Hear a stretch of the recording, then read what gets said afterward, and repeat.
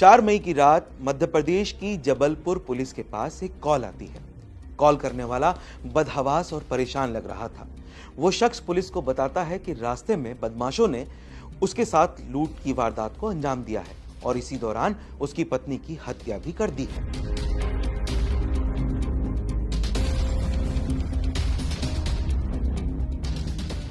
जबलपुर के पुलिस अधीक्षक आदित्य प्रताप सिंह के मुताबिक उस शख्स ने पुलिस को बताया था कि लुटेरों ने उसकी पत्नी का पर्स और गहने छीनने की कोशिश की और विरोध करने पर साड़ी से उसका गला घोंट दिया। इस संगीन वारदात की जानकारी मिलते ही जिला पुलिस हरकत में आ गई। फौरन पुलिस की एक टीम मौका वारदात की तरफ रवाना हो गई।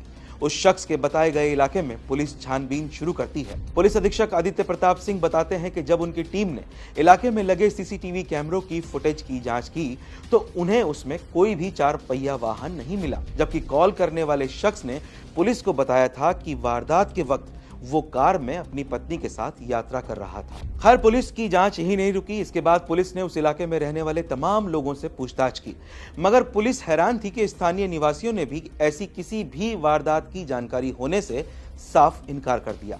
बस इसी के बाद पुलिस का माथा ठनक गया। असल में उस महिला के पति ने पुलिस को बताया था कि जब वे दोनों अपनी कार से शनिवार की रात माढ़ोताल इलाके से होकर गुजर रहे थे, तब मोटरसाइकिल सवार बदमाशों ने लूट के इरादे से उन पर हमला किया और विरोध करने पर उसकी पत्नी का गला घोंट दिया।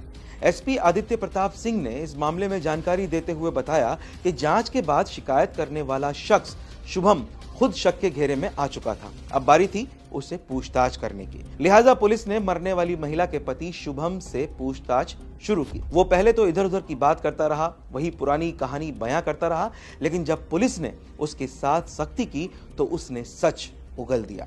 शुभम ने पुलिस के सामने अपनी पत्नी की गला घोंटकर हत्या करने की बात कबूल कर ली।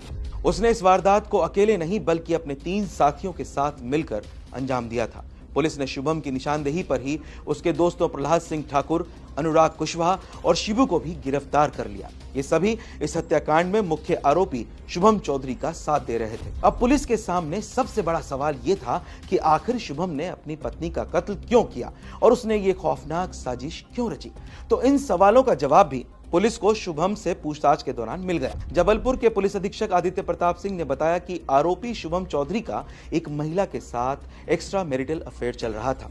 ये बात उसकी पत्नी रेशमा को पता चल गई थी और तभी से वो इस बात का विरोध कर रही थी, इस नाजायज रिश्ते को खत्म करने के लिए कह रही थी। बस इसी के चलते उसने अपनी पत्नी रेशमा को रास्ते से हटाने की साजिश रच डाली और इस काम के लिए उसने अपने दोस्तों को भी साथ मिला लिया और फिर प्लानिंग के तहत इस हत्याकांड को अंजाम दे डाला।